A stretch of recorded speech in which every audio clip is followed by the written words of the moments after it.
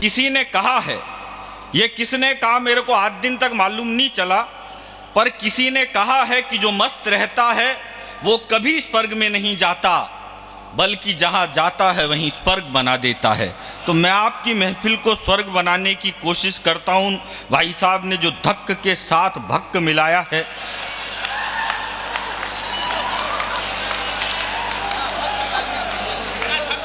उसके लिए तो मतलब आपकी 7 पीढ़ियाँ आपकी आभारी रहेगी। बहुत बढ़िया आपने सुनाया भाई साहब। मैं कोई ऐसी टेंशन की बात नहीं करूँगा जिससे दिमाग पे लोड पड़े, ऐसी माथा फाड़ी की कोई मैं बात नहीं करूँगा, क्योंकि आजकल तो ठंड का टाइम चल रहा है। ठंड में भाई साहब मेरे साथ दिक्कत होती है, रात को 3 बजे तक तो मेरे को यही समझ में नहीं आता ये रजाई चौड़ी किधर से है, लंबी किधर से है।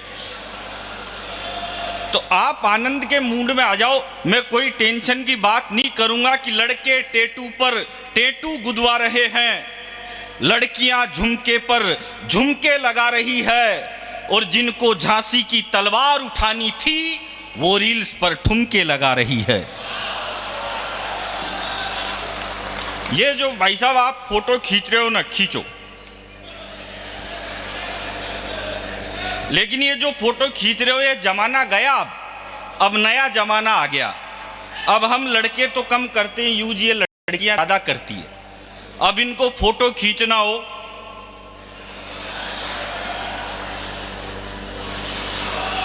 आप ढंग से देखना, सेल्फी खींचते टाइम लड़कियों का और बीड़ी पीते टाइम गांव के बूढ़े डोकरों का मुंह एक जैसा हो जाता है। बढ़िया क्या, मैं बढ़िया आप लाऊंगा। मैं जिंदगी में सब करता हूं दादा, लेकिन मैं बीड़ी पीने वाले आदमी का बिल्कुल भी भरोसा नहीं करता, क्योंकि वो बार बार एक ही बात कहता है, देख अग्नि हाथ में, झूठ नहीं बोल रहा। वो वहां भी धर्म ढूंढ लेता है कि लड़के टेटू पर टेटू गुदवा रहे हैं, लड़कियां झुमके पर झुमके लगा रही है, और जिनको झांसी की तलवार उठानी थी वो रील्स पर ठुमके लगा रही है। होली पर पानी मत बहाओ, दिवाली पर पटाखे मत चलाओ, और खुद की पार्टियों में कोकीन छन रही है। वो भाई साहब इजराइल इतना सा देश है, इतना सा तो नहीं है, थोड़ा ज़्यादा बड़ा है, लेकिन छोटा सा देश है। वो इजराइल एटम बम फोड़ रहा है और ये हमको सूतड़ी बम नहीं फोड़ने दे रहे, और दिल्ली में तो बिल्कुल नहीं फोड़ने दे रहे, जबकि वहां की मुख्यमंत्री का नाम आतिशी है। भाई बहुत अच्छा, वाह वाह वो वाह। हमको आतिशबाजी नहीं करने दे रही। इस देश की दिक्कत ये है भाई साहब, मैं अभी तुम कह रहे थे बोले ये राम बदावर जी बोले ये 200 रुपये के पव्वे के बीच में वोट बिक जाता है, वो 200 में वोट बिक जाता है। मैं भाई ये बताऊं, जब कोरोना काल में इस देश की अर्थव्यवस्था नीचे गिर गई तो न उसको मोदी जी ऊपर उठा सके, न राहुल जी ऊपर उठा सके, न कांग्रेस ऊपर उठा सकी, न बीजेपी ऊपर उठा सकी। तो देश की सरकार ने न सबसे पहले मंदिर खोला, न मस्जिद खोली, न गिरजाघर खोला, न गुरुद्वारे खोले, न स्कूल खोली। हिंदुस्तान की सरकार को केवल एक ही कौम पर भरोसा था,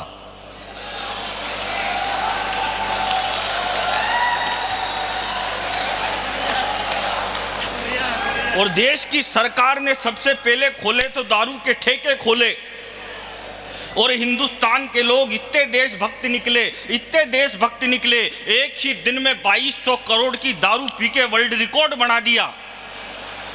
जिस अर्थव्यवस्था को न मोदी जी ऊपर उठा सके, न राहुल जी ऊपर उठा सके, पी पी के बेवड़ों ने अर्थव्यवस्था को इतना ऊपर उठाया, इतना ऊपर उठाया, इतना ऊपर उठाया, वो नीचे आने का नाम ही नहीं ले रही।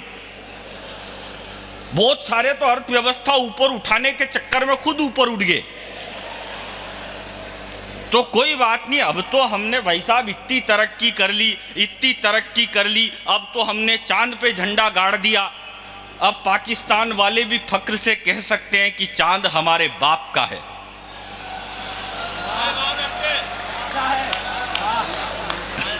हालांकि हम ऐसे ही नहीं पहुंचे दादा चांद पे, इसके पहले भी हमने ट्राई किया था चांद पे जाने का, तो हम 2 किलोमीटर से चूक गए थे। तो ये सारे छोरे छोरी बावड़े हो गए, ये फेसबुक ट्विटर व्हाट्सएप पे लिखने लग गए, बोले हिंदुस्तान चांद पे जाने से 2 किलोमीटर से चूक गया, हम चांद पे जाने से 2 किलोमीटर से चूक गए, हमारा विक्रम चांद पे जाने से 2 किलोमीटर से चूक गया। अब मैं आपको एक बात बताऊं इटावा वालों, हम 4 भाई हैं। जो मेरा सबसे बड़ा भाई है वो एमकॉम पास है और वो बेरोजगार है। जो मेरा दूसरा भाई है वो एमबीए पास है और वो भी बेरोजगार है। जो तीसरा है वो एमए है, जो कोई भी कर लेता है, वो भी बेरोजगार है। और जो चौथा है वो मैं हूं, मैं केवल 5वीं पास हूं और मैं हिंदुस्तान के हंसी के सबसे बड़े show the great Indian laughter challenge का विजेता हूं। इसमें कोई वाक की बात नहीं, इसमें कोई ताली बजाने की भी बात नहीं। बात यह है कि जो बेवकूफ़ बोल रहे थे कि हम चांद पे जाने से 2 किलोमीटर से चूक गए, हम चांद पे जाने से 2 किलोमीटर से चूक गए। अब एक बात बताओ इटावा वालों, जब मेरे पिताजी को लाफ्टर चैंपियन पैदा करने के लिए 3 पड़ाव पार करने पड़े और एक बार में ही बोले हम चांद पे जाने से 2 किलोमीटर से चूक गए, हम चांद पे जाने से 2 किलोमीटर से चूक गए, ट्राई तो करो। बढ़िया क्या भाई साहब, आज मैं आपको बताऊं, सब कह रहे थे बोले विष्णु जी बड़े कवि हैं, विनीत जी बड़े कवि है, अंबर जी बड़े कवि है। हालांकि नाम मेरा भी आजकल बड़ों की लिस्ट में ही चल रहा है, ऐसी कोई खास बात नहीं है। आज अध्यक्ष 4-5 लोगों को बनाया जा सकता था, पर विष्णु जी लपेटे में आगे तो आगे उसमें कोई खास बात नहीं है। दुबे जी आते तो उनका भी नंबर लेट ही आता। ज़्यादा पढ़ा लिखा होने से कुछ भी नहीं होता। अब आप सब पढ़े लिखे लोग हो, लेकिन पढ़ लिख के आप लोगों ने भी कौन सा तीर मार लिया। सुन तो 5वीं पास को ही रहे हो।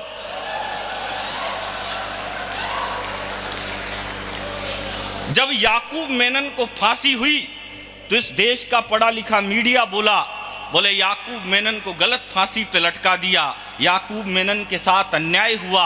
याकूब मेनन जब फांसी पे लटक रहा था तो उसको अंतिम समय में उसकी 17 साल की बेटी से नहीं मिलने दिया गया।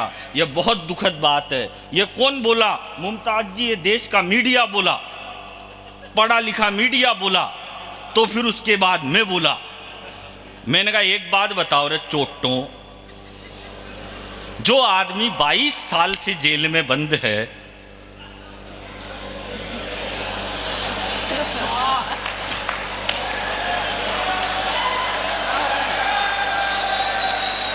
उसके 17 साल की बेटी कौन सी वेबसाइट से डाउनलोड करते हो यार? ज़्यादा पढ़ा लिखा होने से कुछ भी नहीं होता और ज़्यादा अमीर होने का भी कोई फायदा नहीं है। अमीर आदमी वो नहीं होता जिसके घर के बाहर 10 BMW खड़ी हो। अमीर वो भी नहीं होता जिसके पास 1000 एकड़ की संपत्ति हो। जिस घर के बाहर बच्चे और बुजुर्ग मुस्कुराते हुए मिले, समझ जाओ वही घर अमीरों। बहुत अच्छा, वाह वाह वाह वाह वाह वाह। वरना लोग बिना बात परेशान हो रहे, बोले देश में। पिछले दिनों एक अंग्रेज मिल गया मेरे को। अंग्रेज मुझसे बोला तेरे को इंग्लिश आती है? मैंने कहा यस। बोला कितनी? मैंने कहा बस। हालांकि इंग्लिश ज़्यादा हार्ड नहीं होती, बस उसमें थोड़ा सा पानी ज़्यादा मिलाना पड़ता है, फिर उसके बाद वो भी सॉफ्ट हो जाती है।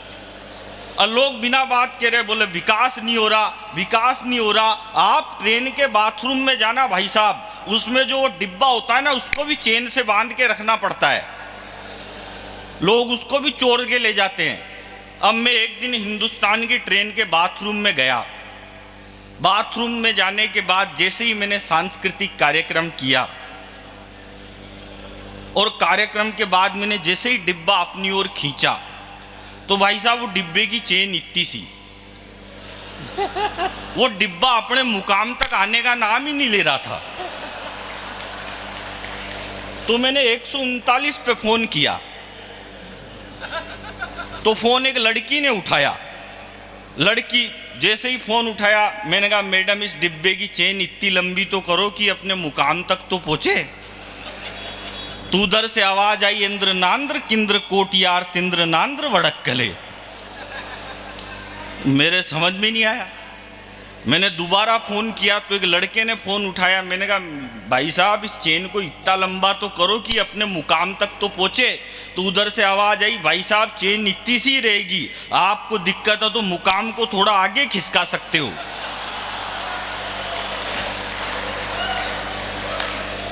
ऐसी ऐसी दिक्कत हो जाती है। एक दिन भाई साहब मैं दिल्ली से एक ट्रेन में बैठा मथुरा के लिए। अब मेरे से दिल्ली से मेरे को मथुरा जाना था। तो अब आप जानते हो सबसे ज़्यादा रिश्तेदारी अगर कहीं होती है तो ट्रेन में ही होती है।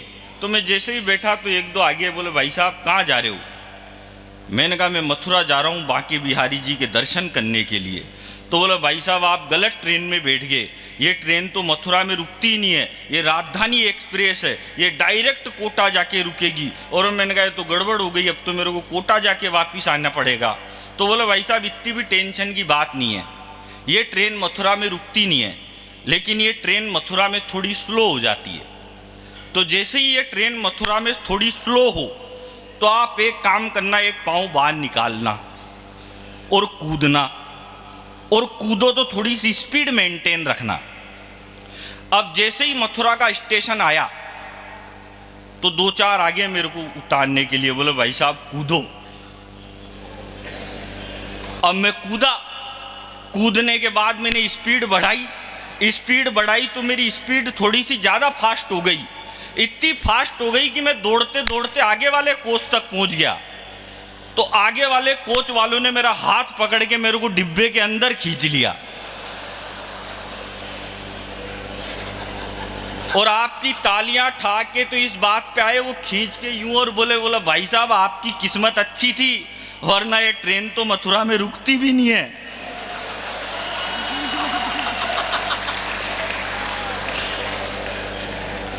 लड़के टेटू ज़्यादा टाइम नहीं लूंगा, मेरे को मालूम है टाइम कम है ना, तो 2-5 मिनट और लूंगा, वरना बिना बात ही लोग नेताओं की बात करते हैं, बोले इनने ये कर दिया उनने। मैं कोई नेता के बारे में कुछ नहीं कहता, राहुल गांधी जी के बारे में मैं कुछ भी नहीं कहूँगा, क्योंकि दरअसल राहुल गांधी हम हास्य कवियों के कुल देवता है। हमारे देश के पहले प्रधानमंत्री थे नेहरू जी। नेहरू जी के कपड़े विदेशों में धुलने जाते थे, मोदी जी ऐसा नहीं करते। मोदी जी के 10-20 जोड़ी गंदे होते हैं, वो खुद ही विदेश चले जाते हैं, सारे एक बार में ही धुलवा लाते हैं। बार बार का टंटा ही कौन पाले। लेकिन जब अटल बिहारी वाजपेयी इस देश के बीजेपी के पहले प्रधानमंत्री बने तो ये कांग्रेस वाले कहते थे कि यार ये अटल जी गलत प्रधानमंत्री बन गए, ये बीजेपी वालों को देश चलाना नहीं आता। फिर अटल जी थोड़ा बीमार पड़े, फिर अडवाणी जी मुख्य धारा में आए। तो अडवाणी जी ने क्या करा, अडवाणी जी ने पाकिस्तान में जाके जिन्ना की मज़ार पे फूल चढ़ा दिए। तो जिन्ना की पे तो नहीं चढ़े, उनकी खुद की पे ही चढ़ गए। तो ये बोले कि यार ये अडवाणी जी तो और ख़राब है, इनसे तो अटल जी लाख गुना अच्छे थे, ये अडवाणी जी तो और ख़राब है, इनसे अटल जी लाख गुना अच्छे थे। फिर वो आए 56 इंच की छाती वाले चाय वाले, तो चाय वाले को देख के बोले कि ये चाय वाला तो और ख़राब है, इनसे तो अडवाणी जी और अटल जी लाख गुना अच्छे थे। और मैं तो कह रहा हूँ कांग्रेस वालों, अभी तो तुमने चाय वाला देखा है, जिस दिन यूपी का गाय वाला देख लिया उस दिन कांग्रेस वालों को ये नरेंद्र मोदी देवता नहीं लगने लग जाए तो मेरी गारंटी। देखो भाई साहब, हम कभी 50% पागल होते हैं, क्योंकि 100% पागल तो वो होता है जो हमको बुलाता है। आप तो संयोजक हो ही नहीं। मैं दादा को कुछ भी नहीं कहूँगा, अभी पैसे भी लेना बाकी है। हाँ, कि वो पृथ्वी में गगन में वो है आग में समीर में, 1-2 मिनट की कविता सुना के अपना स्थान ले रहा हूँ। मैं ज़्यादा प्राण नहीं पीऊँगा क्योंकि पहले से ही बहुत सारों ने पी लिए थे, तो मैं भी पीऊँगा तो फिर क्या मतलब है। कि वो पृथ्वी में गगन में वो है आग में समीर में, गंगा की लहर लहर में वही है नीर नीर में, कृपाण में पिनाक में त्रिशूल में तुणीर में, वो छंद में रुबाई में वो में। और 2 लाइनों में लगे कि इस बालक ने कोई अच्छी बात कही है। तो इस सदन में जितने भी लोग बैठे हैं, एक एक व्यक्ति दोनों हाथ ऊपर उठाकर मेरे को आशीर्वाद देना, और दोनों हाथ ऊपर नहीं उठाओ तो नीचे करके ही देना, पर आशीर्वाद देना है। कि वो पृथ्वी में गगन में वो है आग में समीर में, गंगा की लहर लहर में वही है नीर नीर में, कृपाण में पिनाक में त्रिशूल में तुणीर में, वो छंद में रुबाई में वो सूर में कबीर में, सजा लिया है पुष्प मैंने आरती के थाल का, मैं भक्त महाकाल का, मैं भक्त महाकाल का।